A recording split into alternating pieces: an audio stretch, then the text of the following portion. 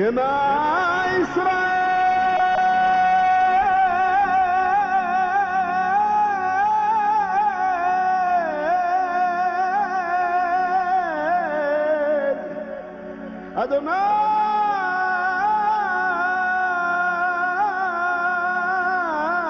أدوناي إلهي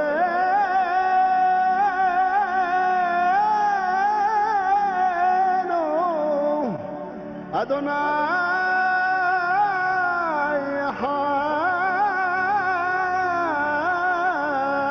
حاد أدوناي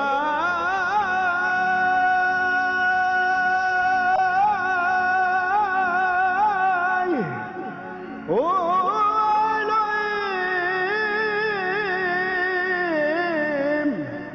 பாவம் என்னை மேற்கொள்ளாதே, பாரம் என்னை தொடர்ந்திடாதே, பாழான பிசாசும் ஓடிடுமே, பாரினில் நானும் வெற்றி பெறவே, தோல்வியே இல்லையே, தேவனே அடைக்கலமே, தோல்வியே இல்லையே, தேவனே அடைக்கலமே, கிருபையால் மாத்திரமே ஜீவிக்கின்றேன் நானே, கிருபையால் மாத்திரமே முன்னேறி செல்கின்றேனே. ஷாலோம், பிரைஸ் தி லார்ட். நம்முடைய ஆண்டவராகிய இயேசு கிறிஸ்துவின் நாமத்தினால் உங்கள் எல்லாரையும் நாங்கள் வாழ்த்துகிறோம். நம்முடைய பிதாவாகிய தேவனாலும் நம்முடைய ஆண்டவராகிய இயேசு கிறிஸ்து யெஷுவா ஹமஷியாஹ் அவராலும் நம் அனைவருக்கும் கிருபையும் சமாதானமும் உண்டாவதாக. ஆண்டுடைய பிரிதான கிருபையினால 4 மாதங்களை முடித்து இன்றைக்கு 5வது மாதத்தை ஆண்டவர் காணும்படியாக நமக்கு செய்திருக்கிறார். இந்த நாள் ஆண்டவரே எங்களுக்கு என்னப்பா சொல்ல போறீங்க அப்படின்னு ஆண்டவர் சமூகத்தில் ஜெபித்த போது நம்ம எல்லாருக்கும் தெரிந்த ஒரு வசனத்தை எனக்கு ஆண்டவர் காண்பித்தார். நம்ம எல்லாருக்கும் ரொம்ப பழக்கமான பரிச்சயமான வசனம் அது.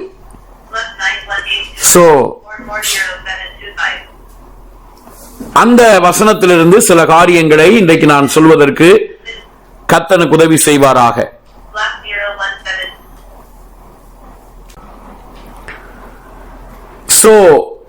நம்ம தியானிக்க போகிற அந்த வேத வசனம் எங்க இருக்கு அப்படின்னா, யோவான் 1ஆம் அதிகாரம் அதனுடைய 16வது வசனத்தை படிக்கும் போது, ஜான் 1:16, யோவான் 1:16 நம்ம வாசிக்கலாம். அவருடைய பரிபூரணத்தினால் நாம் எல்லாரும் கிருபையின் மேல் கிருபை பெற்றோம். ஓகே, சோ திரும்ப படிங்க அந்த வசனத்தை, யோவான் 1:16. அவருடைய பரிபூரணத்தினால் நாம் எல்லாரும் கிருபையின் மேல் கிருபை பெற்றோம். சோ நம்ம தியானிக்கிற இந்த வேத பகுதி என்ன அப்படின்னா, கிருபையின் மேல் கிருபை பெற்றோம்.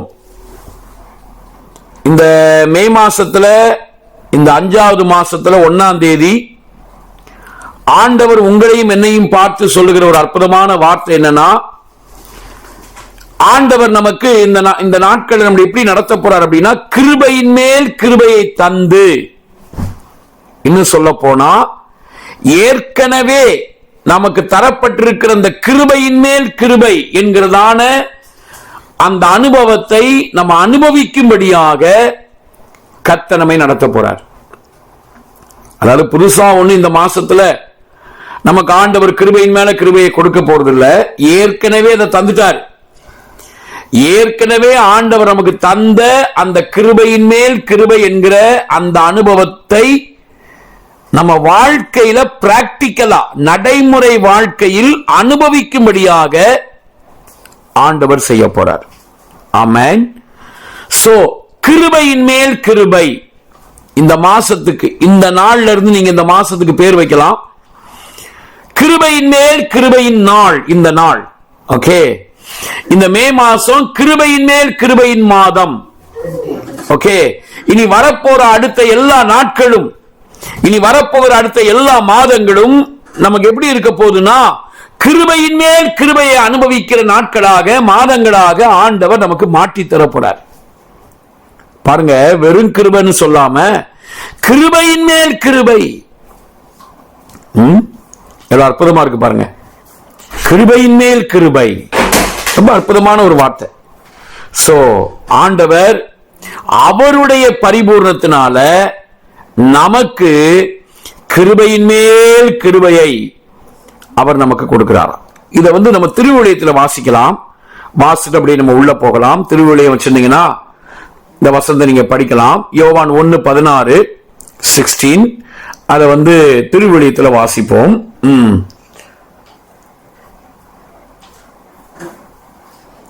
திருவிழியத்தில் வாசிங்க. தம் கிருபை பேரிதல்லோ என் ஜீவனிலும் அதே, இம்மட்டும் காத்ததுவே இன்னும் தேவை கிருபை தாருமே. வாசிக்கலாமா? இவரது நிறைவிலிருந்து நாம் யாவரும் நிறைவாக அருள் பெற்றோம். இவரது நிறைவிலிருந்து, ரொம்ப அற்புதமான வார்த்தை பாருங்க. இவரது நிறைவிலிருந்து நாம் எல்லாரும் நிறைவான அருளை பெற்றிருக்கிறோமா? ஓகே, நம்முடைய ஆண்டவருடைய நிறைவு, நம்முடைய ஆண்டவர் யெஷுவா வார்த்தையா இருந்தவர் மாம்சமானாரே, வார்த்தையா இருந்தவர் மாம்சமானார்ல, அவருடைய நிறைவிலிருந்து நமக்கு கிருபையின் மேல கிருபை உண்டானதா. ஓகே, சோ அவருடைய நிறைவிலிருந்து நாம் நிறைவான அருளை நாம் பெற்றிருக்கிறோம். ஓகே, சோ நம்முடைய ஆண்டவராகிய இயேசு கல்வாரி சிலுவையில ரத்தத்தை சிந்தி அவருடைய ஜீவனையே நமக்காக தந்து எல்லாம் முடிந்தது அப்படின்னு சொன்னார் பாருங்க. எல்லாம் முடிந்ததுன்னு சொல்லி, என் தேவனே என் தேவனே என்னை கைவிட்டீர் அப்படின்னு அவர் கதறினார். நம்முடைய கதறல தான் கதறினார். அப்படி கதறி கடைசியில பிதாவே உம்முடைய கைகளில் என் ஆவியை ஒப்புவிக்கிறேன் அப்படின்னு சொல்லி அவர் சிலுவையில் செய்து முடித்த அந்த மகத்தான அவருடைய அந்த தியாக அன்பினால், அந்த நிறைவினால் இப்ப நம்ம எல்லாரும் கிருபையின் மேல கிருபையை பெற்றிருக்கிறோம். அவர் மரித்து அடக்கம் பண்ணப்பட்டு உயிர்த்தெழுந்தார் பாருங்க. அந்த உயிர்த்தெழுதல்னால இப்ப நம்ம எல்லாரும் கிருபையின் மேல கிருபையை பெற்றிருக்கிறோம். சோ நம்ம வாழ்க்கையில் ஆண்டவர் இந்த கிருபையின் மேல கிருபையை அனுபவிக்கும்படியாக கர்த்தர் நமக்கு உதவி செய்வார். நீங்க நம்புங்க, அதை விசுவாசிங்க. அப்படியே உங்க வாழ்க்கைய அப்படிதான் இருக்க போதுங்கிறத பாருங்க. கர்த்தர் அப்படியே செய்வார். சரி, இன்னைக்கு நான் ஒரு 2 விஷயத்தை நான் சொல்ல போறேன். நம்பர் 1, இந்த கிருபையின் மேல் கிருபை என்பதன் அர்த்தம். 2வது, இந்த கிருபையின் மேல் கிருபை என்பதற்குள் மறைந்திருக்கிற மகத்துவங்கள். இந்த 2 விஷயத்தை சொல்லிட்டு நான் முடிக்க போறேன். ஓகே, முதலாவதாக இந்த கிருபையின் மேல் கிருபை என்பதனுடைய அர்த்தம் என்ன? அது இந்த யோவான் 1:16 போட்டிருக்கு. அவருடைய பரிபூர்ணத்தினால் நாம் எல்லாரும் கிருபையின் மேல கிருபை பெற்றோம். இந்த கிருபை அப்படிங்கிறதுக்கு ஹீப்ரூல பழைய ஏற்பாட்டில், அதாவது புதிய ஏற்பாடினுடைய இந்த கிரீக் வேர்டினுடைய அதுக்கு ஈக்குவலண்டான, அதுக்கு சமமான எபிரேய வேர்டு என்ன அப்படின்னா, இந்த கிருபையின் மேல் கிருபை என்கிற அந்த இடத்துல சொல்ல உபயோகப்படுத்தப்பட்டிருக்கிற வார்த்தை ஹெசட். ஹெசட். சோ பாருங்க, அங்க 2 முறை இந்த ஹெசட் அப்படிங்கிற வார்த்தை வந்திருப்பதை நீங்க பார்க்க முடியும். 2 முறை வந்திருக்கிறத நம்ம பார்க்க முடியும். சோ இந்த 2 முறை இந்த ஹெசட்ங்கிற வார்த்தை 2 முறை வந்திருப்பதுல ஒரு முக்கியமான அர்த்தம் இருக்கு. கிருபையின் மேல் கிருபை, கிருபையின் மேல் கிருபைனா என்னங்க அர்த்தம்? ரொம்ப அற்புதமான ஒரு விஷயம். இந்த ஹெசட் ஹெத்து சாமெக் டாலேத். ஹெத்து 8வது லெட்டர், சாமெக் 15வது லெட்டர், டாலேத் 4வது லெட்டர். சோ இதுல என்ன இருக்கு அப்படின்னு நீங்க பாத்தீங்கன்னா, இத நீங்க சிங்கிள் வேல்யூ போட்டு இந்த 2 வேர்டுக்கும் சிங்கிள் வேல்யூ போட்டு நீங்க வந்து கால்குலேட் பண்ணி பாத்தீங்கன்னா, அங்க அழகா பாத்தீங்கன்னா ஒரு அற்புதமான விஷயம் வந்து இருக்கிறது நீங்க பார்க்க முடியும். என்னுடைய சிங்கிள் வேல்யூ போட்டு பாத்தீங்கன்னா என்ன வரும் பாருங்க. அழகா இந்த 18 நம்பர் இருக்கிறது நீங்க பார்க்க முடியும். 18 சோ 18 அப்படிங்கிற அந்த நம்பரை நீங்க பார்க்க முடியும். 18 அப்படிங்கிறது ரொம்ப அற்புதமான ஒரு நம்பர் பாருங்க. 18 அப்படிங்கிறது எதை குறிக்குது அப்படின்னு சொன்னா, இந்த 18 அப்படிங்கிறது ஹாய், ஜீவனை குறிக்கக்கூடிய வார்த்தை. சோ இந்த 2 இடத்துலயுமே இந்த 2 வார்த்தை 2 முறை வந்திருக்கு இல்லையா? இங்க வந்து பாத்தீங்கன்னா 18 வந்திருக்கும். முதல் வார்த்தையிலையும் 18 இருக்கும், 2வது வார்த்தையிலையும் 18 இருக்கும். சோ ஆக மொத்தத்துல இந்த 18 ரொம்ப முக்கியமான வார்த்தை. சோ இந்த 18 என்பது ஹாய் அப்படிங்கிற வார்த்தையை குறிக்கிறது. Heath யோத் hi. ஹாய் என்பது ஜீவன். அப்போ கிருபையின் மேல கிருபை ஆண்டவர் நம்ம கொடுக்கிறார்னா என்ன அர்த்தம்? அவரே நமக்கு ஜீவனாக இருந்து அவர் நம்மை நடத்துவார். அவரே நமக்கு ஜீவனா இருப்பாரு அப்படிங்கிறது தான் என்னுடைய அர்த்தம். பிரதர்ஸ் அண்ட் சிஸ்டர்ஸ், இனி வரக்கூடிய நாட்களை இந்த நாள்ல இருந்து நம்முடைய ஆண்டவர் இயேசு யெஷுவா, பிதாவாகிய தேவன் நமக்காக அனுப்பி தந்த அந்த அவருடைய சொந்த குமாரன் இருக்கிறாரே, அவரே நம்முடைய ஜீவனாக இருக்கிறார். அவரே நம்முடைய ஜீவனாக இருப்பதை நாம் அனுபவிக்கும்படியாக செய்வார். கொலேசியர் அதனுடைய 3ஆம் அதிகாரத்துல 3-4 வசனங்களை படிக்கும் போது அவர் நமக்கு ஜீவனா இருக்கும் போது என்னெல்லாம் நடக்கும் அப்படிங்கறத பத்தி சொல்லப்பட்டிருக்கு. வாசிக்கலாமா? கொலேசியர் 3ஆம் அதிகாரம் 3, 4, 5 இந்த வசனங்களை படிப்போம்.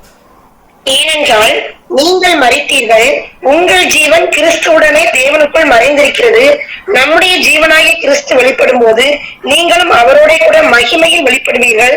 ஆகையால் விபச்சாரம், அசுத்தம், மோகம், துரியச்சை, விக்கிரக ஆராதனையான பொருளாசை ஆகிய இவைகளை பூமியில் உண்டு பண்ணுகிற உங்கள் அவயங்களை அழித்து போடுங்கள். அழகா சொல்லப்பட்டிருக்கு. அவர் நமக்கு கிருபையின் மேல கிருபையை தருகிறபடியினால், அவரே நம்முடைய ஜீவனாக ஹாயாக இருக்கிறபடியினால், அதாவது இந்த கிருபையின் மேல் கிருபைன்னு சொல்லும் போது என்ன அர்த்தம்? ஜீவனிலிருந்து ஜீவனுக்குள்ள நம்மளை அப்படியே கொண்டு போறார். அதான் 2 வார்த்தையிலுமே இந்த ஹாய்ங்கிற வேர்ட் அங்க இருக்கு. இதுக்கு வேற ஏதாவது விளக்கத்தை நம்ம புரிஞ்சுக்கிறத விட இது ரொம்ப பொருத்தமான விளக்கம் பாருங்க.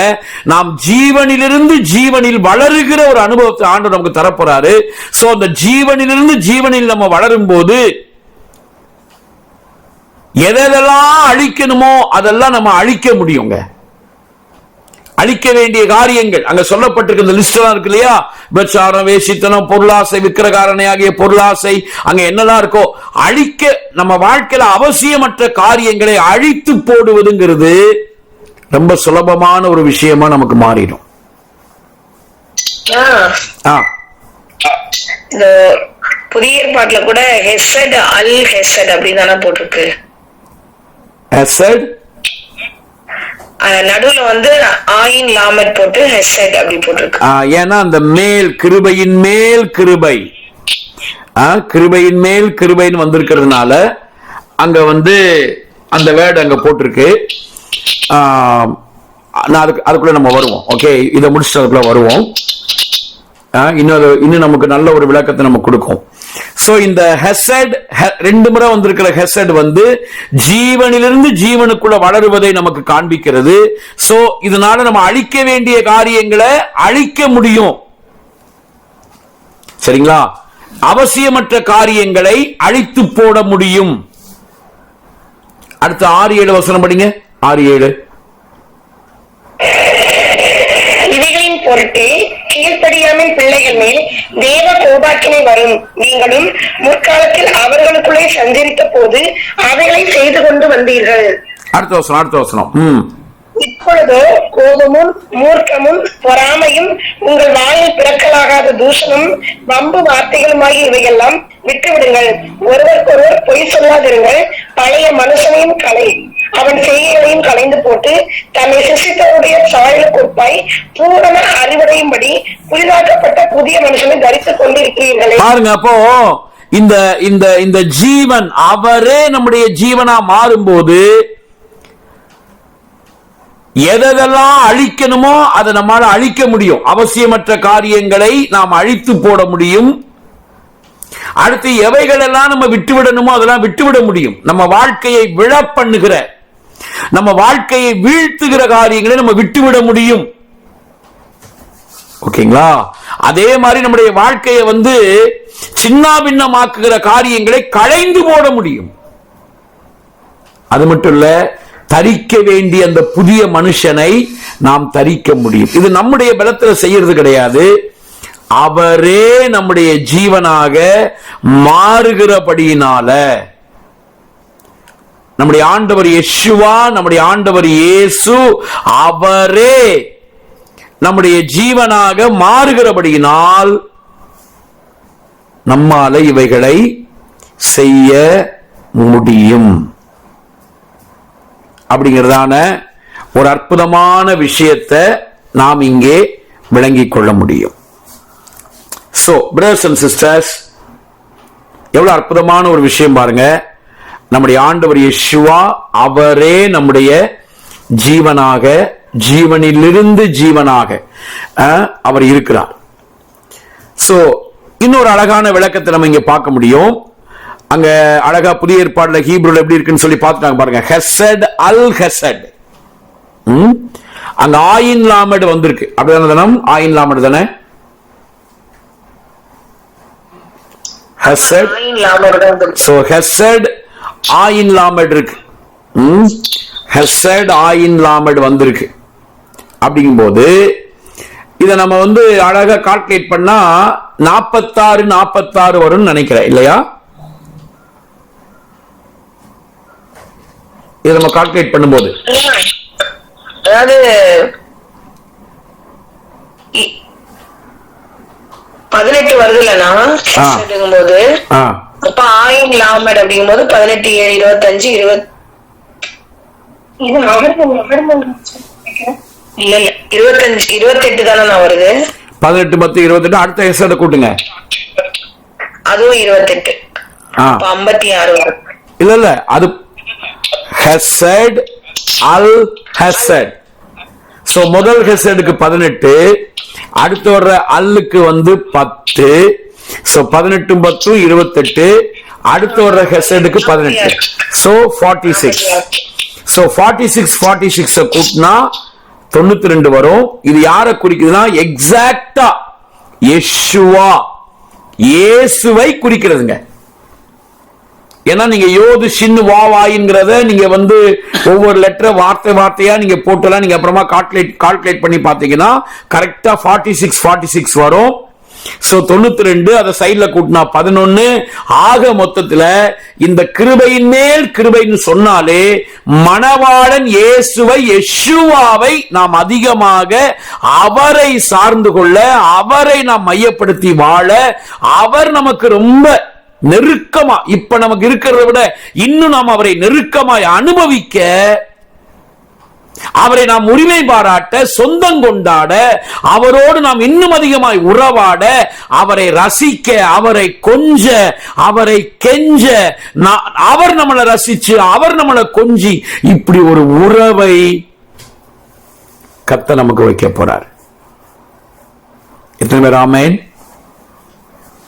சோ நம்ம தைரியமா சொல்ல முடியும், என்னை இழுத்து கொள்ளும், ஓடி வந்திடுவேன், அறைக்குள் அழைத்து செல்லும், அன்பில் களி கூறுவேன், உமக்கே ஸ்தோத்திரம், உமக்கே ஸ்தோத்திரம், உயிருள்ள நாளெல்லாம் உமக்கே ஸ்தோத்திரம்.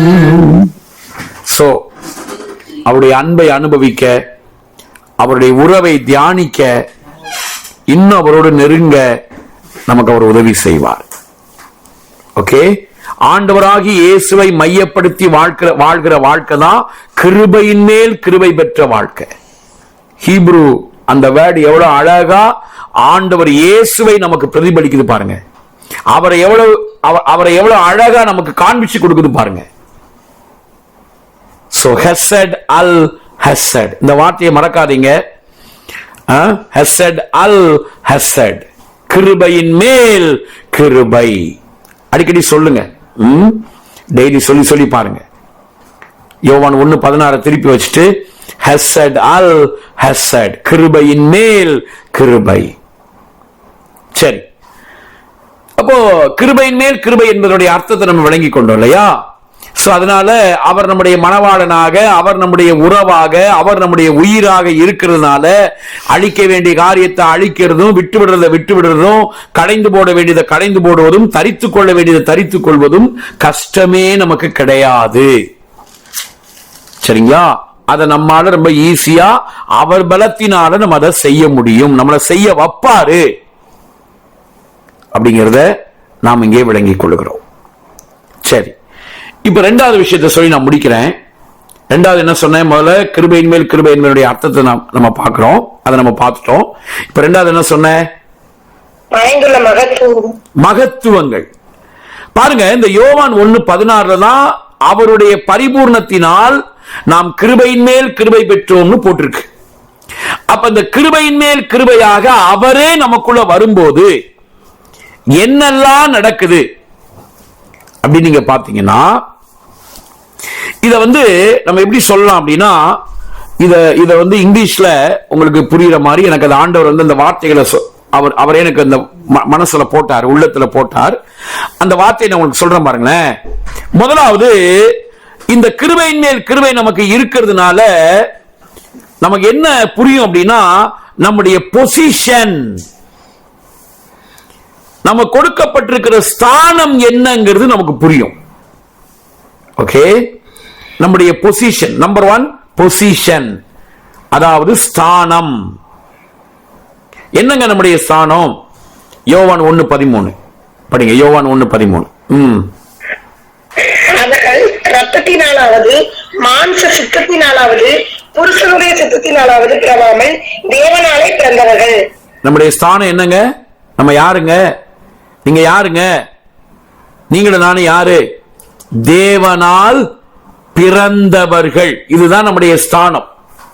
சரிங்களா? நம்ம பெரிய பணக்காரங்க இல்ல பெரிய teacher, sir, doctor, engineer, pastor இதெல்லாம் இல்ல. சரிங்களா? இதெல்லாம் பின்னாடிதான். ஆனா நமக்கு என்னைக்குமே நம்ம மனதில் வைத்துக் கொள்ள வேண்டிய நம்முடைய ஐடென்டிட்டி, நம்முடைய அடையாளம் என்ன அப்படின்னா, நாம் தேவனால் பிறந்தவர்கள். அப்ப இந்த கிருபையின் மேல கிருபை பெற்றவர்களா நம்ம இருக்கிறோம் அப்படிங்கறத நம்ம அறியும் போது நம்முடைய அடையாளம் நமக்கு நல்லா புரியும், நம்முடைய ஸ்தானம் நமக்கு நல்லா தெரியும். நம்ம யாரு? நாம் தேவனால் பிறந்தவர்கள். அவர் நமக்கு அப்பா, நம்ம எல்லாம் அவருடைய பிள்ளைங்க அப்படிங்கிறது நமக்கு தெளிவாக புரியும். ஓகே, சோ பொசிஷன், ஸ்தானம், நமக்கு ஒரு ஸ்தானத்தை ஆண்டவர் கொடுத்திருக்காரு, அது நமக்கு நல்லா புரியும். அந்த ஸ்தானத்தை நம்ம ஒவ்வொரு நாளும் அறிந்து நம்ம முன்னேறக்கூடியவங்களா நம்ம இருப்போம். ஸ்தானம், தேவனுடைய பிள்ளை, நான் தேவனால் பிறந்தவன். 1 யோவான் 3:9 நமக்கு தெளிவா சொல்லி இருக்கு, நம்முடைய டிஎன்ஏவே ஆண்டவர் நம்ம தேவனால பிறந்திருக்கிறோங்கிறதுக்கு அடையாளமா அவருடைய டிஎன்ஏவை நம்முடைய டிஎன்ஏவா மாத்திட்டாரு அப்படிங்கறது நம்ம விளங்கிக் கொள்ள முடியும். 1 யோவான் 3:9 தேவனால் பிறந்த எவனும் பாவம் செய்யான், ஏனெனில் அவருடைய வித்து அவனுக்குள் தரித்திருக்கிறது.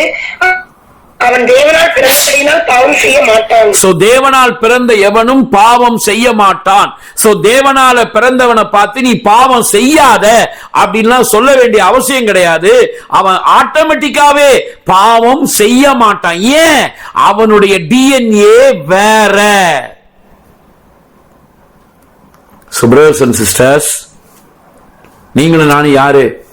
தேவனால் பிறந்தவர்கள். அவர் நமக்கு அப்பா, நம்மெல்லாம் அவருடைய பிள்ளைங்க. இதுதாங்க நம்முடைய பொசிஷன். சோ பாவம் செய்ய மாட்டான்னு சொன்னா இந்த பாவத்தினால வரக்கூடிய இகழ்ச்சி நமக்கு வராதுங்க. நீதிமொழிகளை போட்டிருக்கு, பாவம் நீதி ஜனத்தை உயர்த்தும், பாவம் எந்த ஜனத்துக்கும் இகழ்ச்சி அப்படின்னு போட்டிருக்கோம். சோ தேவனால் பிறந்த எவனும் பாவம் செய்ய மாட்டான்னு என்ன அர்த்தம்? அவன் வாழ்க்கையில இகழ்ச்சி வராது, புகழ்ச்சி தான் வரும்.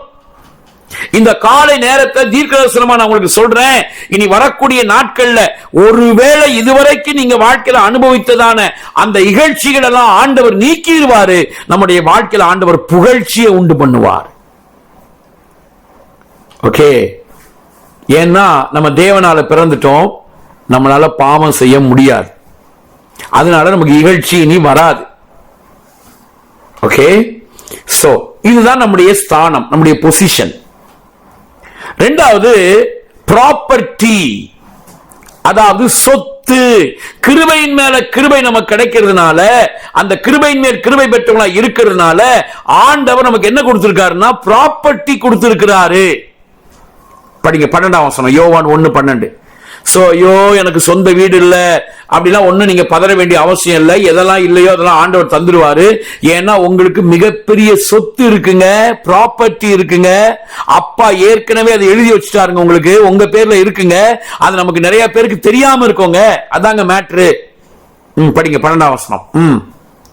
நாமத்தின் மேல் விசுவாசம் உள்ளவர்களாய் அவரை ஏற்றுக்கொண்டவர்கள் எத்தனை பேர்களோ அத்தனை பேர்களும் தேவனுடைய பிள்ளைகள் ஆகும்படி அவர்களுக்கு அதிகாரம் கொடுத்தார். தேவனுடைய பிள்ளைகள் ஆகும்படி அதிகாரம் கொடுத்தார். அவர் நமக்கு அப்பா, நம்ம எல்லாம் அவருடைய பிள்ளைங்க.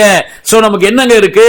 அவருடைய சொத்து இருக்குங்க. கிறிஸ்துவின் மூலமாக அவர் நமக்கு மூத்த அண்ணனா இருக்கிறதுனால, பிதாவாகிய தேவன் நம்முடைய மூத்த அண்ணன் யெஷுவாவுக்கு என்னத்தெல்லாம் கொடுத்தாரோ அந்த எல்லாத்திலையும் நம்மளையும் பங்குள்ளவர்களாக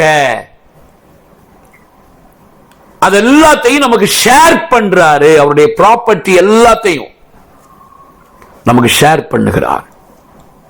ரோமர் 8:16, 17, 18 வசனம்.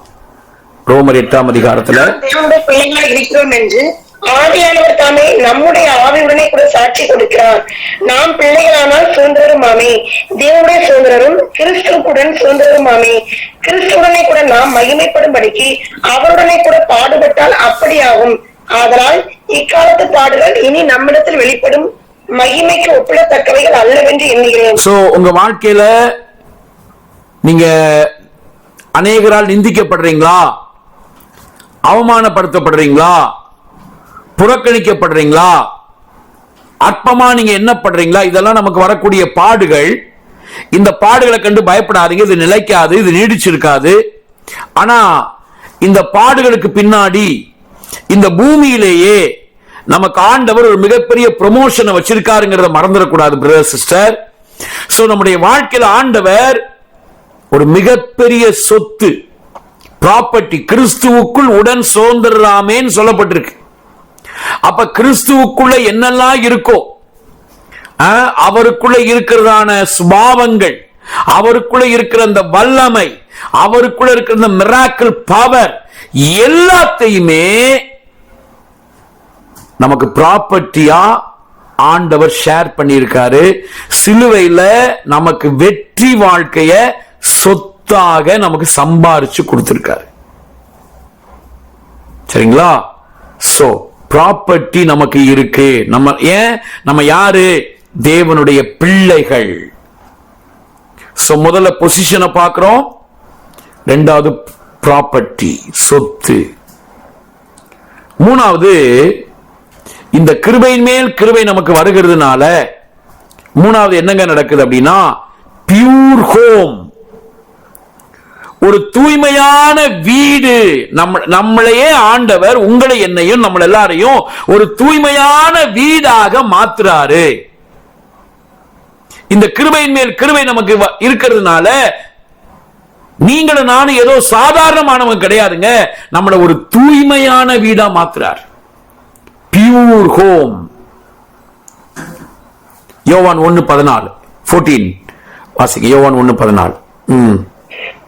மாம்சமாகி கிருபையினாலும் சத்தியத்தினாலும் நிறைந்தவராய் நமக்குள்ளே வாசம் பண்ணினார். அந்த நமக்குள்ளே போதும் நமக்குள்ளே வாசம் பண்ணினார். நமக்குள்ளே வாசம் பண்ணினார். ஒரிஜினல்ல போட்டிருக்கு நமக்குள்ளே கூடாரம் போட்டார். வார்த்தையாய் இருந்தவர் மாம்சத்தை அணிந்தவராய் நமக்குள்ளே கூடாரம் போட்டுட்டாருங்க. அப்படி அவர் நமக்குள்ள கூடாரம் போட்டிருக்கிறதுனால இப்ப நம்ம தாங்க தேவனுடைய வீடு, பியூர் ஹோம் அப்படின்னு அதுக்கு தான் பேர் சொன்னோம். எபிரேயர் 3:6, 1 கொரிந்தியர் 3:16 இதெல்லாம் படிக்கும் போது படிங்க. எபிரேயர் 3:6. கிறிஸ்துவோ அவருடைய வீட்டிற்கு மேற்பட்டவரான குமாரனாக உண்மை உள்ளவராய் இருக்கிறார். நம்பிக்கையினாலே உண்டாகும் தைரியத்தையும் மேன்மை பாராட்டலையும் முடிவு பரியந்தம் உறுதியாய் பற்றி கொண்டிருப்போமாகில் நாமே அவருடைய வீடாய் இருப்போம். நாமே அவருடைய வீடு. சோ அதான் நான் சொன்னேன், பியூர் ஹோம், தூய்மையான வீடு. 1 கொரிந்தியர் 3:16, 1 Corinthians 3:16. நீங்கள் தேவனுடைய ஆலயமா இருக்கிறீர்கள் என்றும் தேவனுடைய ஆவி உங்களில் வாசமா இருக்கிறார் என்றும் அறியாதிருக்கிறீர்களா? அடுத்த வசனம். ஒருவன் தேவனுடைய ஆலயத்தை கெடுத்தால் அன்னை தேவன் கெடுப்பார். தேவனுடைய ஆலயம் பரிசுத்தமா இருக்கிறது, நீங்களே அந்த ஆலயம். நீங்களே அந்த ஆலயம். So brothers and sisters, ஆண்டவர் இன்னைக்கு நம்மளை அவருடைய வீடாக மாற்றி இருக்கிறார்.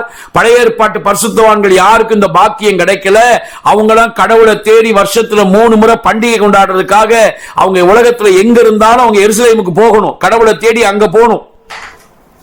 ஆனா இங்க அப்படி இல்லைங்க, ஆண்டவர் நம்மளை தேடி வந்து நம்மை அவருடைய வீடாக பியூர் ஹோமாக மாத்தி இருக்காரு.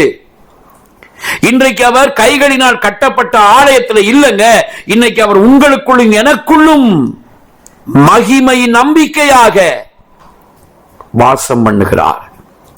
அந்த வார்த்தை மாம்சமாகி கிருபையினாலும் சத்தியத்தினால் நிறைந்தவராய் நமக்குள்ள வாசம் பண்றாரே. இப்படி வாசம் பண்றதுக்கு காரணம் என்னன்னா, இந்த கிருபையின் மேல கிருபை, ஹெசட் அல் ஹெசட், கிருபையின் மேல் கிருபை.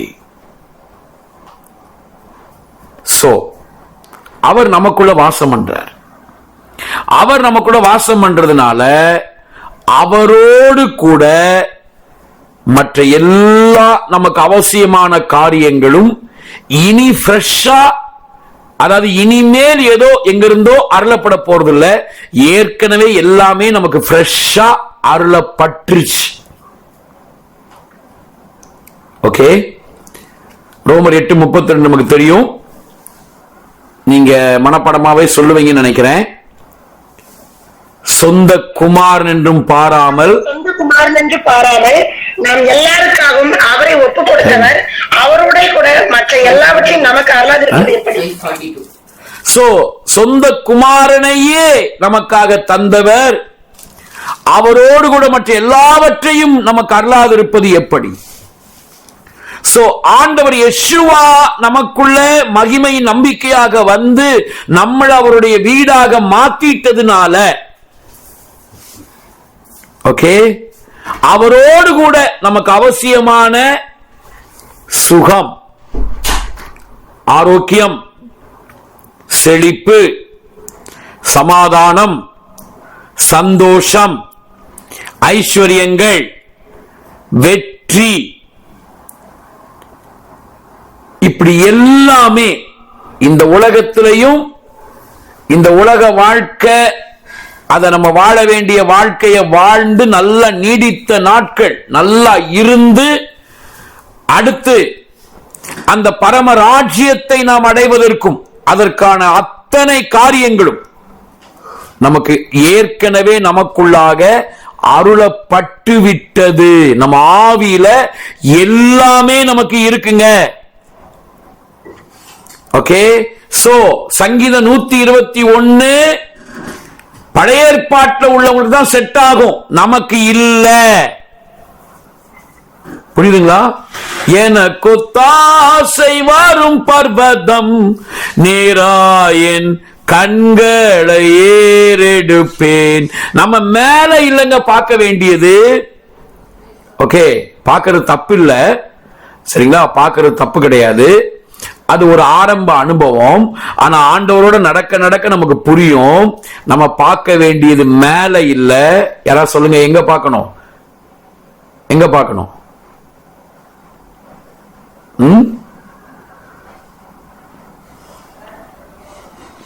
எதுவுமே தூங்காம கவனிக்கிறீங்க. எங்க பார்க்கணுங்க? மேல பார்க்கணுமா? எங்க பார்க்கணும்? நம்முடைய தேவைகள்லாம் சந்திக்கப்படுறதுக்கு நம்ம எங்க பார்க்கணும்? நமக்குள்ள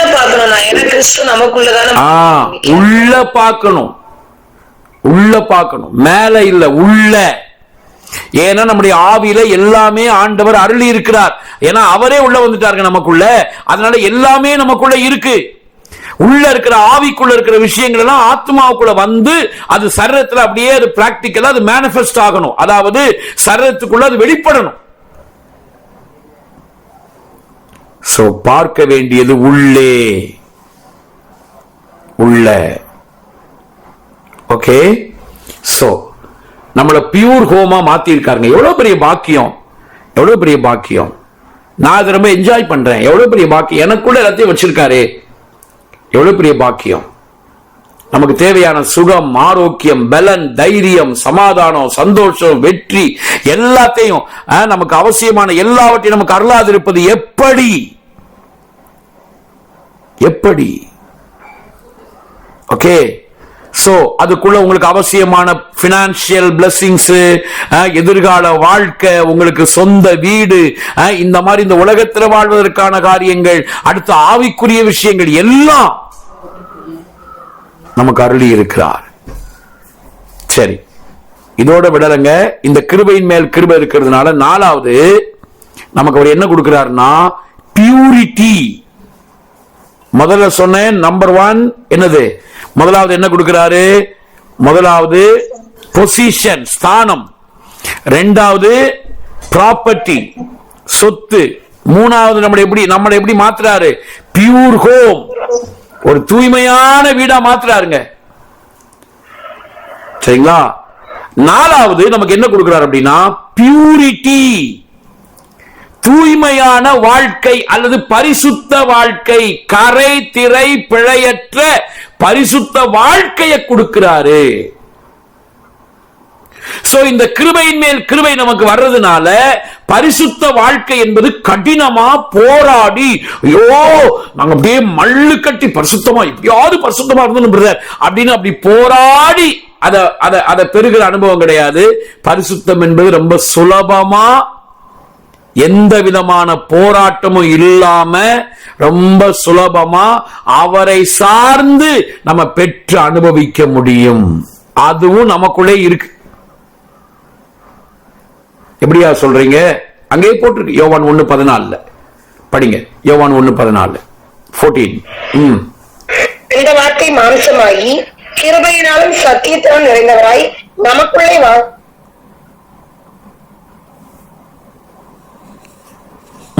படிங்க. ஒரே பேரானவருடைய மகிமைக்கு ஏற்ற மகிமையாகவே இருந்தது. அவருடைய மகிமையை கண்டோம்.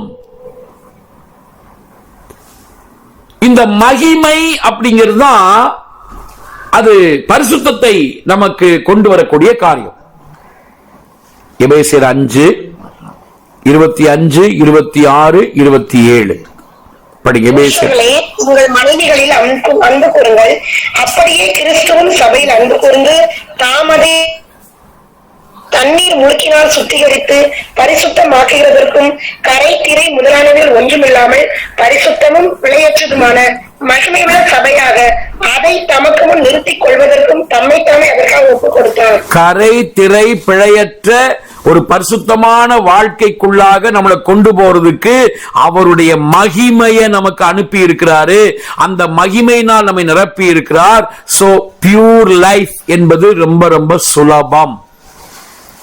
பரிசுத்தத்துக்காக போராடிட்டு இருக்கீங்களா? மல்லு கட்டிட்டு இருக்கீங்களா? ஐயோ எனக்கு பரிசுத்தமா வாழ முடியலையே, ஐயோ என் கண்ணை காத்துக்க முடியலையே. நீங்க எல்லாம் காத்துக்க முடியாது பிரதர், நீங்க காத்துக்க முடியாது சிஸ்டர், உங்க படத்துல காத்துக்க முடியாது. நீங்க அதுக்கு என்ன எஃபர்ட் எடுத்தாலும் அது முடியாது. ஆனா என்ன ஆண்டவர் தம்முடைய மகிமையினால நிரப்பி இருக்கிறாரு, அவர் எனக்குள்ள வாசம் பண்றாரு. இத நம்ம அதிகமா பார்க்க பார்க்க பார்க்க பார்க்க அவர் எனக்குள்ளதான் ஒட்டிட்டு இருக்காரு, என்னோட எசைஞ்சிருக்கார் அப்படிங்கறத பார்க்க பார்க்க பார்க்க பியூரிட்டி பரிசுத்த வாழ்க்கை என்பது மிக மிக சுலபம். ஓகே, பரிசுத்த வாழ்க்கை என்பது சுலபம் மட்டும் கிடையாது, நமக்கு அது ரொம்ப டேஸ்டா இருக்கும். 2 கொரிந்தியர் 3ஆம் அதிகாரத்துல இன்னும் அழகா அங்க சொல்லி இருக்கு. அந்த பரிசுத்தத்தின் அனுபவத்துக்கு நேராக, அந்த திவ்ய ஸ்பாவங்களின் அனுபவத்துக்கு நேராக இந்த மகிமையின் மேல மகிமை அடைகிற நம்ம வாழ்க்கையில அந்த மாற்றங்கள் எல்லாம் வரும் அப்படின்னு சொல்லப்பட்டிருக்கு. படிங்க 2 கொரிந்தியர் 3:18. நாம் எல்லாரும் திறந்த முகமாய் கர்த்தருடைய மகிமையை கண்ணாடிகளை காண்கிறது போல கண்டு ஆவியா இருக்கிற கர்த்தரால் அந்த சாயலாகத்தானே மகிமையின் மேல் மகிமை அடைந்து மறுரூபப்படுகிறோம். சோ இந்த மகிமையின் மேல் மகிமை அடைகிற அனுபவத்துக்குள்ள நம்மளை கொண்டு போறதுக்கு தான் பரிசுத்த ஆவியானவர், தேவ ஆவியானவர் நமக்கு தரப்பட்டிருக்கிறார். சோ பாருங்க, இதெல்லாம் கிருபையின் மேல கிருபையினால வரக்கூடிய மகத்துவமான அனுபவங்கள் இதெல்லாம். கடைசியாக பெர்ஃபெக்ட் ரெவலேஷன், பூரண வெளிப்பாடு. பாருங்க 16ஆம் வசனத்துல அவருடைய பரிபூர்ணத்தினால் நாம் எல்லாரும் கிருபையின் மேல் கிருபை பெற்றோம் அப்படின்னு சொல்லிட்டு 18வது வசனத்துல தேவனை ஒருவனும் ஒரு காலம் கண்டதில்லை, பிதாவின் மடியில் இருக்கிற ஒரே பேரான குமாரனை அவரை வெளிப்படுத்தினார். பிதாவின் மடியில் இருக்கிற ஒரே பேரான குமாரனே யாரை வெளிப்படுத்தினாரு? பிதாவை வெளிப்படுத்தினார். கவனிங்க பிரதர்ஸ் அண்ட் சிஸ்டர்ஸ், இந்த உலகத்துல வெளிப்பாடுகளிலேயே உன்னதமான வெளிப்பாடு, வெளிப்பாடுகளிலே பூர்ணமான வெளிப்பாடு என்னன்னா பிதாவை அறிவது. சோ நம்ம அடிக்கடி சொல்ற விஷயம்தான் இந்த பிதாவை அறிவதுன்னு சொல்லும் போது, நாம் பிதாவை பற்றின அந்த பூர்ண வெளிப்பாடை பெறுவதற்கு ஆபிரகாம், ஈசாக்கு, யாக்கோபு, தாவீது, மோசே, சாமுவேல், ஏசாயா இவங்க யார்கிட்ட போனாலும் அந்த முழுமையான வெளிப்பாடை பெற முடியாது. பட் நம்முடைய ஆண்டவர் யெஷுவா, நம்முடைய ஆண்டவர் இயேசுதான் பிதாவை நமக்கு முழுமையாக வெளிப்படுத்துகிறவர். புரியுதுங்களா? அதனாலதான் நம்ம இந்த நாட்கள்ல பைபிள்ல இருக்கிற நிறைய கேரக்டர்ஸ் பத்தி எல்லாம் படிக்காம அதை படிக்கிறோம். அது நமக்கு 2வது தான். ஓகே, அது நமக்கு 2வது, நமக்கு அது முதன்மை கிடையாது. சரிங்களா? சோ அதெல்லாம் நமக்கு 2வது. நம்ம அதிகமா யாரை படிக்கிறோம்னா நம்முடைய ஆண்டவரை பற்றி படிக்கிறோம். அவரை நாம் அறிகிற அறிவுல வளர்வதற்கு நம்ம அதிகமான கான்சன்ட்ரேட் நம்ம கொடுக்கிறோம். சோ அவரை அறிகிற அறிவு தான் நித்திய ஜீவன். சோ பிதாவை பற்றின வெளிப்பாடு தான் வெளிப்பாடுகளிலே பூரண வெளிப்பாடு. ஆதியாகமத்திலிருந்து வெளிப்படுத்தின விசேஷம் வரைக்கும் நான் பைபிளை படிச்சிருக்கேன்னு சொல்லிட்டு ஆண்டவராகி இயேசு பிதாவை எப்படி அறிந்து வைத்திருக்கிறாரோ அதே மாதிரியான ஒரு அறிவு நம்ம வாழ்க்கையில வரல, அப்படிப்பட்ட அறிவுல படிப்படியா நம்ம வளரல அப்படின்னா ஆதியாகமத்திலிருந்து வெளிப்படுத்தின விசேஷம் வரைக்கும் தெரிஞ்சுக்கிட்டு ஒன்னும் பண்ண முடியாது. சோ இந்த ஆதியாகமத்திலிருந்து வெளிப்படுத்தின விசேஷம் வரைக்கும் நமக்கு பைபிள் தெரியுங்கிறது நல்லதுதான். ஆனா அதை விட முக்கியம் நாம் பிதாவை பற்றிய பூர்ண வெளிப்பாடு நமக்கு இருக்கிறதா அப்படிங்கிறது தான். So perfect revelation.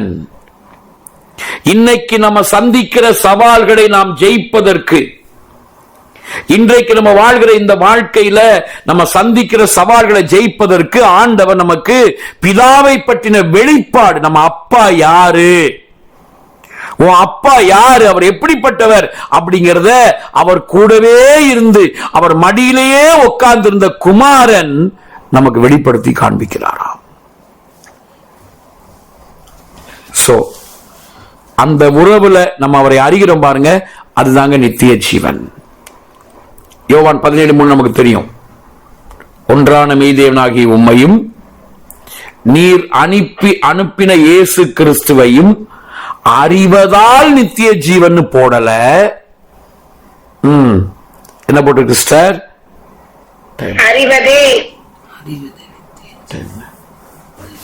அறிவதே.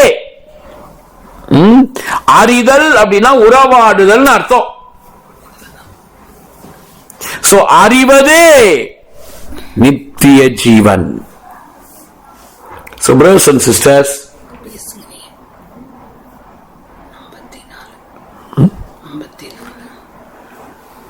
சோ நமக்கு பிதாவை பற்றின அந்த பூர்ண வெளிப்படுத்தல் நமக்கு ரொம்ப ரொம்ப முக்கியம். Perfect revelation. எபிரேயர் 1ஆம் அதிகாரம் 1-2 வசனங்களை படிக்கும் போது நமக்கு ரொம்ப தெளிவா சொல்லப்பட்டிருக்கு. அப்ப ஆபிரகாம், ஈசாக்கு, யாக்கோபு, மோசேக்கெல்லாம் ஆண்டவரை பத்தியே சுத்தமா தெரியாதானா? தெரியும், தெரியும். ஆனா இயேசு பிதாவை அறிந்த வண்ணமாக யாருமே அவரை அறிய முடியாது. படிங்க. பூர்வ காலங்களில் பங்கு பங்காகவும் வகை வகையாகவும் தீர்க்கதரிசிகள் மூலமாய் பிதாக்களுக்கு திருவுளம் பற்றின தேவன் இந்த கடைசி நாட்களில் குமாரன் மூலமாய் நமக்கு திருவுளம் பற்றினார். நமக்கு போதும், சரி போதும். சோ பூர்வ காலங்களில் பங்கு பங்கா கொஞ்சம் கொஞ்சமா இங்க கொஞ்சம் அங்க கொஞ்சம் அந்த விதமா வெளிப்படுத்தின தேவன் இந்த கடைசி நாட்கள்ல குமாரன் மூலமாக தம்மை வெளிப்படுத்தி கொண்டிருக்கிறார். சோ இந்த வெளிப்பாட உங்களுக்கு ஆண்டவர் தரணும்னு விரும்புறாரு. இந்த வெளிப்பாடு ரொம்ப ரொம்ப முக்கியம். யோவான் 3:16-17 வசனத்துல, யோவான் 3:16 பிதாவை பற்றின ஒரு முக்கியமான வெளிப்பாடு நம்ம அங்க பார்க்கிறோம். தேவன் தம்முடைய ஒரே பேரான குமாரனை விசுவாசிக்கிறவன் எவனோ அவன் கெட்டு போகாமல் நித்திய ஜீவனை அடையும்படிக்கு அவரை தந்தருளி இவ்வளவாய் உலகத்தில் அன்பு கூர்ந்தாராம். சோ பிதா யாருங்க? அவர் உங்க மேல என் மேல கோபமா இருக்கிறவர் கிடையாது, உங்க மேல என் மேல எரிச்சலா இருக்கிறவர் கிடையாது. நீ எப்படி தப்பு செய்வ, உன்னை படார்னு ஒரு அறை கொடுக்கலாம் அப்படின்னு காத்துக்கிட்டு இருக்கிறவர் கிடையாது. இவ்வளவாய் அன்பு கூர்ந்தவர். பாருங்களேன், அடுத்த வசனம்லாம் ரொம்ப அற்புதமான வசனம், நம்ம இதெல்லாம் பார்க்கறதே இல்ல. யோவான் 3:17 படிங்க. 17 உலகத்தை ஆக்கினைக்குள்ளாக தீர்க்கும்படி தேவன் தம்முடைய குமாரனை உலகத்தில் அனுப்பாமல் அவராலே உலகம் ரட்சிக்கப்படுவதற்கே அவரை அனுப்பினார். அது திருவிழியத்தில் படிக்கலாம் மாஸ்டர், திருவிழியத்தில் வாசிக்கலாமா? சோ ரொம்ப அழகா இருக்கு பாருங்க. இவ்வளவாய் அன்பு கூர்ந்தாராம். இவ்வளவாய் அன்பு கூர்ந்த ஒரு அப்பா உங்க மேல என் மேல இவ்வளவாய் அன்பு கூர்ந்தவர். விவரிக்க முடியாத அழைப்பு இது, சொற்களில் புரியாத பயணம் இது. வார்த்தையினால வர்ணிக்க முடியாத, விவரிக்க முடியாத அன்பு. இவ்வளவாய் உலகத்தில் அன்பு கூர்ந்தாரா, இவ்வளவாய் உலகத்தில் அன்பு கூர்ந்தான்னு சொல்லிட்டு அவருடைய இருதயத்தினுடைய ஆழத்தை சொல்றாரு. அவருடைய இருதயத்தினுடைய ஆழம் என்ன? உலகத்தை ஆக்கினைக்குள்ளாக தீர்க்கணும், உலகத்தை தண்டிக்கணும், உலகத்தில் உள்ளவனெல்லாம் அடிக்கணும், நொறுக்கணும். அப்படி இல்ல. படிங்க. உலகத்திற்கு தண்டனை தீர்ப்பளிக்க அல்ல, தம் மகன் வழியாக அதை மீட்கவே கடவுள் அவரை உலகத்திற்கு அனுப்பினார். தெளிவா சொல்லப்பட்டிருக்கு. உலகத்துக்கு தண்டனை தீர்ப்பு கொடுப்பதற்கு இல்ல. சோ உலகத்தை மீட்டெடுக்க, குமாரன் மூலமா உலகத்தை மீட்டெடுக்க. ஓகே, சோ உலகத்தை மீட்டெடுக்க தான் பிதா குமாரனை அனுப்பி இருக்கிறார். பிரதர்ஸ் அண்ட் சிஸ்டர்ஸ், உங்க வாழ்க்கையில, என்னுடைய வாழ்க்கையில நல்ல செய்தி என்ன? அவர் நமக்கு தண்டனை தீர்ப்பு கொடுக்கிறவர் கிடையாது, நம்மை மீட்டெடுக்கிறவர். இவ்வளவாய் உலகத்தில் அன்பு கூர்ந்தார். பாருங்க, அதுக்கு முன்ன பின்னெல்லாம் நீங்க பாத்தீங்கன்னா அந்த வனாந்தரத்துல அந்த மோசே மூலமா சர்ப்பம் உயர்த்தப்பட்ட சம்பவத்தை பத்தி சொல்லுவார். பாருங்க, அங்க பாம்புகள் கடிக்குது, எல்லாம் முறுமுறுத்தவங்க, அவங்களெல்லாம் பாம்பு கடிக்குது. சோ யாரெல்லாம் பாம்புனால கடிக்கப்பட்டாங்களோ, அந்த விஷம் யாருக்குள்ள ஏறிச்சோ, அவங்க இந்த வெங்கல சர்ப்பத்தை பார்த்தாங்கன்னா அவங்க வாழ்வடைகிறார்கள். இதே மாதிரி இன்றைக்கு நம்முடைய வாழ்க்கையில பாம்பு போல, விஷம் போல நம்ம எல்லாருடைய வாழ்க்கையில கவ்வி பிடிக்க நினைக்கிற வியாதிகள், பலவீனங்கள், தரித்திரம், மொத்தத்தில் சொல்ல போனா மரணம் என்கிற அந்த பொல்லாத எதிரிய ஆண்டவர் அழிக்கும்படியாகத்தான் சிலுவையில் அவர் மரித்தார். சிலுவையில் மரித்த ஆண்டவர் யெஷுவாவை யாரெல்லாம் நோக்கி பார்க்கிறாங்களோ, அவர் உயிர்த்தெழுந்தாரே, அதை யாரெல்லாம் நோக்கி பார்க்கிறாங்களோ அவங்கள வாழ்வடைந்திருக்கும்படியாக செய்வார். இவ்வளவாய் உலகத்தில் அன்பு கூர்ந்தார். பிரதர், சிஸ்டர், தண்டனை தீர்ப்பு கொடுக்கும்படியாக ஆண்டவர் விரும்பல. என் பிள்ளை, நான் உன் மேல தண்டனை தீர்ப்பு கொடுக்கணும்னு நான் நினைக்கல. யார் வேணா உன்னை விமர்சிக்கட்டும், யார் வேணா என்ன வேணா பேசட்டும், உன் வாழ்க்கையில யார் வேணா எப்படி வேணா நினைக்கட்டும், ஆனா நான் உனக்கு தண்டனை தீர்ப்பு கொடுக்க நான் விரும்பல. அது என்னுடைய இருதயத்தின் எண்ணம் அல்ல. உன்னை மீட்டெடுக்க விரும்புகிறேன் அப்படின்னு அப்பா தெளிவா இன்னைக்கு உங்களை பார்த்து சொல்றார். சோ பிரதர்ஸ் அண்ட் சிஸ்டர்ஸ், இப்படி கிருபையின் மேல கிருபை வச்சிருக்கிற ஆண்டவர் பிதாவை பற்றின இந்த பூர்ண வெளிப்பாடு நமக்கு தந்து, அந்த வெளிப்பாட்டை கொஞ்சம் கொஞ்சமா நம்ம கொடுத்து கொடுத்து கொடுத்து கொடுத்து பர்ஃபெக்ட் ரெவலேஷன்.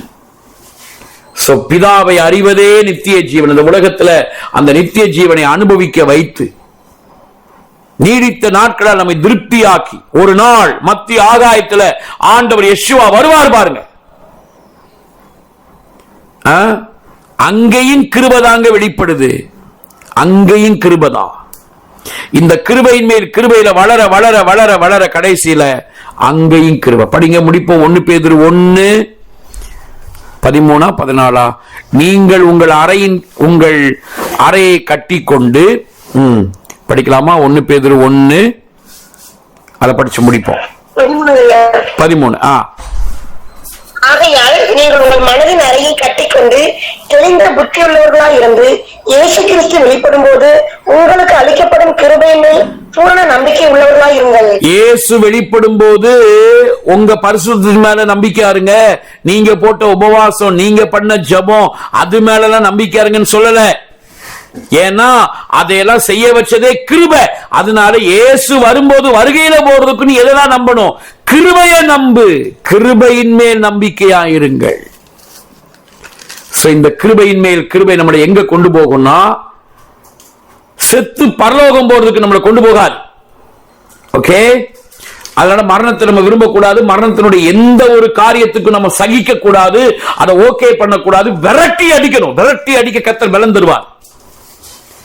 நம்ம விரும்ப வேண்டியது என்ன? வருகை. இயேசு வருவார். அவருடைய வருகைக்கு முன்பாக நம்மெல்லாம் தேவ புத்திரர்களாக வெளிப்படும். இந்த பூமியில பரலோகத்தினுடைய சித்தம் செய்யப்படுவதோட பூமியில செய்யப்படுவதாகிற நோக்கத்தை நம்ம நிறைவேற்றணும். இயேசு வரும்போது கிருபையின் மேல் கிருபைக்காக அதை நம்ம நம்பணும், அதை நம்ம சார்ந்து கொள்ளணும். இந்த காலை நேரத்தில் கர்த்தர் என்னங்க சொல்றாரு? ஹெசட் அல் ஹெசட், கிருபையின் மேல் கிருபையை ஆண்டவர் அவரே அந்த கிருபையின் மேல் கிருபையாக இருந்து நம்மை நடத்துவார். அவர்தான் கிருபை, அவர்தான் கிருபை, என் யெஷுவா எனக்கு கிருபையானாரே. அவர்தான் கிருபை, அவரே கிருபை, என் யெஷுவா எனக்கு கிருபையானாரே. Brothers and sisters, இதை நினைச்சு பயப்படாதீங்க. காரியங்கள் எப்படியெல்லாம் முடியும்னு சொல்லி கவலைப்படாதீங்க.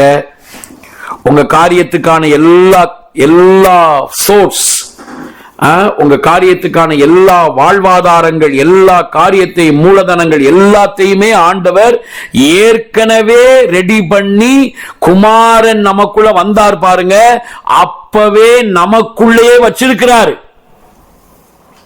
சோ இயேசு எனக்குள்ள இருக்கிறாருங்கிறது நம்ம அதிகமா அந்த ஒரு கான்சியஸோட, அந்த ஒரு உணர்வோட நம்ம இருக்க இருக்க இருக்க நமக்கு எல்லாம் அவைகளை பார்க்க முடியும். சோ ஆவியில இருக்கிறது நம்ம ஆத்மாவுக்குள்ள வந்து அது சரீரத்துல வெளிப்படும். சோ கிருபையின் மேல் கிருபையை ஆண்டவர் நமக்கு கொடுக்கிறார். சோ பயப்படாது. 5 P சொன்னேன் இல்லையா? என்னது? முதலாவது பொசிஷன், இரண்டாவது ப்ராப்பர்ட்டி, ஓகே, மூணாவது பியூர் ஹோம், தூய்மையான வீடு, நாலாவது பியூரிட்டி, தூய்மையான வாழ்க்கை, ஐந்தாவது பெர்ஃபெக்ட் ரெவலேஷன், பூரண வெளிப்பாடு. பூரண வெளிப்பாடு இதெல்லாம் ஆண்டவர் நமக்கு தருவார்.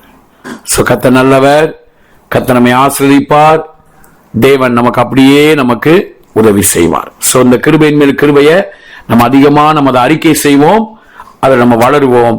கர்த்தர் நம்மை ஆசீர்வதிப்பார். ஆமென். ஜெபிக்கலாம். விசேஷ ஜெபம் பண்ணுங்க, நம்ம அதோட முடிப்போம்.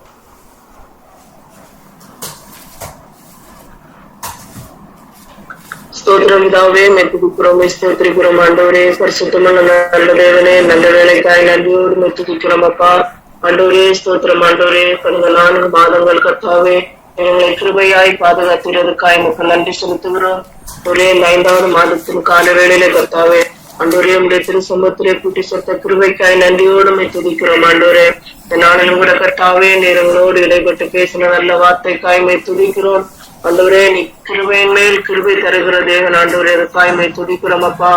ஆவியானவரே துதிக்கிறோம் ஆண்டவரே. சிவா துதிக்கிறோம் ஆண்டவரே அப்பா. ஆண்டவரே ஆவியானவரே துதிக்கிறோம். கிருபையின் மேல் கிருபை நேரங்களுக்கு அருளுகிறவர் ஆண்டவரே அப்பா. கிருபை ஆண்டவரே சிவா, இந்த ஜீவன் ஆண்டவரே காய் ஜீவன் எங்களுக்குள்ள தருகிறதுக்காய் துதிக்கிறோம் ஆண்டவரே. நீரே ஜீவனாய் இருந்து எங்களை நடத்துகிறதுக்காய் துதிக்கிறோம் ஆண்டவரே. ஸ்தோத்திரம் அப்பா. ஆண்டவரே இந்த ஜீவனிலே நாங்கள் வளரும் போது கர்த்தாவே ஆண்டவரே எந்தெந்த காரியங்களை எல்லாம் நாங்கள் அழித்து போட முடியுமோ அவைகளை அழித்து போட நீரங்களுக்கு கிருபை செய்கிறோரப்பா. ஆண்டவரே எந்த காரியங்களெல்லாம் நாங்கள் விட்டுவிட நீரங்களுக்கு கிருபை செய்கிறவர் ஆண்டவரே. களைந்து போட வேண்டிய காரியங்களை களைந்து போட கிருபை செய்கிறவரப்பா. ஆண்டவரே தரித்து கொள்ள வேண்டியதை தரித்து கொள்ள கிருபை செய்கிறதுக்காய் துதிக்கிறோம் ஆண்டவரே. கெசட் அல் கெசட் கிருபையின் மேல் கிருபை நீரங்களுக்கு தருகிறீரப்பா. உங்களை சிவாவே நீரங்களுக்கு கிருபையா இருக்கிறதுக்காய் துதிக்கிறோம் ஆண்டவரே. ஸ்தோத்திரம் ஆண்டவரே. ஸ்தோத்திரம் ஆண்டவரே அப்பா. அந்த மகத்துவங்களை நாங்கள் தியானித்தோமே ஆண்டவரே. நீரங்களுக்கு கொடுக்கப்பட்ட ஸ்தானம் ஆண்டவரே, நாங்கள் தெய்வம் உங்களுடைய பிள்ளைகள் அந்த ஸ்தானத்தை நீரங்களுக்கு தந்திருக்கிறதுக்காக துதிக்கிறோம் ஆண்டவரே. நாங்கள் தேவனால் பிறந்தவர்களப்பா. நீங்க எங்க அப்பாவா இருக்கிறதுக்காக துதிக்கிறோம், ஸ்தோத்திரிக்கிறோம் ஆண்டவரே. துதிக்கிறோம் அப்பா.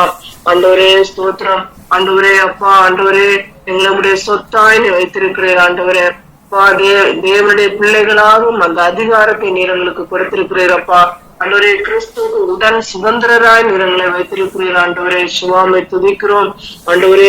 துதிக்கிறோம் ஆண்டவரே. ஸ்தோத்திரம் அப்பா. ஒரு தூய்மையான வீடாய் ஆண்டவரே அந்த மகத்துவத்தை நீரங்களுக்கு தந்திருக்கிறீர் ஆண்டவரே. நீர் எங்களுக்குள்ள நீ வாசம் பண்ணுகிறதுக்காய் துதிக்கிறோம். வீடாய் நீர் எங்களை மாற்றி வைத்திருக்கிறதுக்காய் துதிக்கிறோம் ஆண்டவரே. நீ அப்பா எங்களை ஆலயமாய் நீ மாற்றி வைத்திருக்கிற அதுக்காய் துதிக்கிறோம் ஆண்டவரே. ஆண்டவரே சொந்த குமாரனே எங்களுக்காய் நீ தந்த தேவன் ஆண்டவரே. எங்களுக்கு அவசியமான எல்லா சுகபலன் ஆரோக்கியம் செழிப்பு வெற்றி வாழ்க்கை எல்லாவற்றையும் நீர் எங்களுக்கு அருளி இருக்கிறீர் ஆண்டவரே.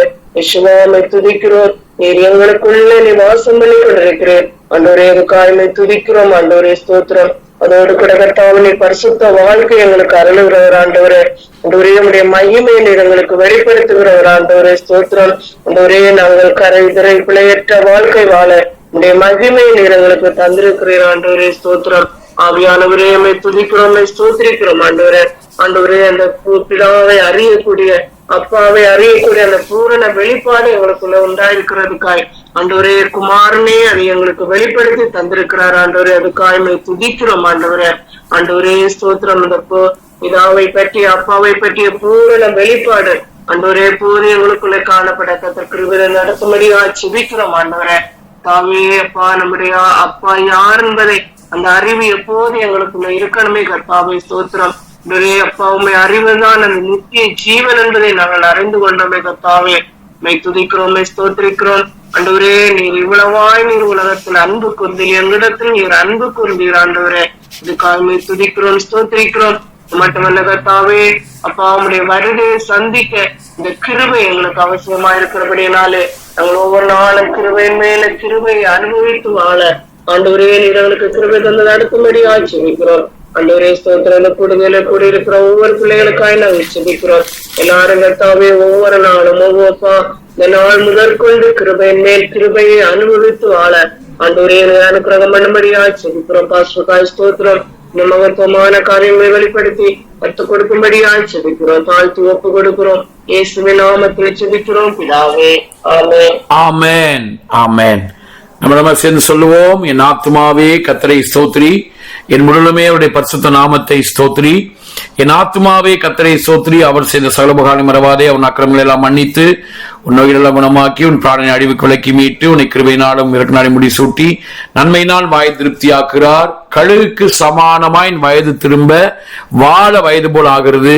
ஒடுக்கப்படுகிற யாவருக்கும் கர்த்தர் நீதியையும் நியாயத்தையும் செய்கிறார். ஆமென், ஆமென். தேங்க்யூ. ஷாலோம். Praise the lord. கர்த்தர் நம்மை ஆசீர்வதிப்பார். கர்த்தர் நம்மோடு நம்மை நடத்துவார். ஹெசட் அல் ஹெசட் அப்படின்னு சொல்லிக்கிட்டே இருங்க. அதை அறிக்கை பண்ணுங்க, அதை பாருங்க, தியானிங்க. கர்த்தர் அப்படியே கிரியை செய்வாராக. ஆமென், ஆமென். தேங்க்யூ. அன்பினை கொண்டாடவே இன்பரின் நேசம் நாடிடவே இழந்தவைகளை திரும்ப பெற்றிடவே தொலைந்தவர்களை தேடிடவே போதுமே என்றுமே போராடி மேற்கொள்ளவே போதுமே என்றுமே போராடி மேற்கொள்ளவே கிருபையால் மாத்திரமே ஜீவிக்கின்றேன் நானே. கிருபையால் மாத்திரமே முன்னேறி செல்கின்றேனே. நன்றியே இயேசுவே, நன்றி பலி உமக்கே.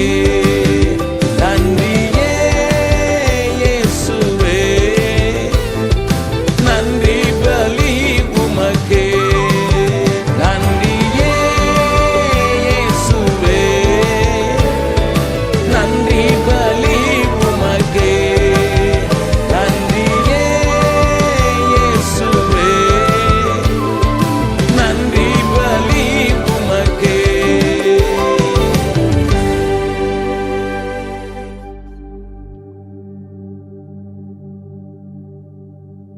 கிருபையால் மாத்திரமே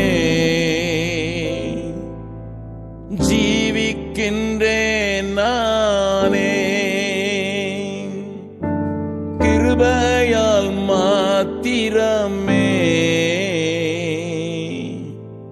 முன்னேறி செல்கின்றேனே. நன்றியே இயேசுவே,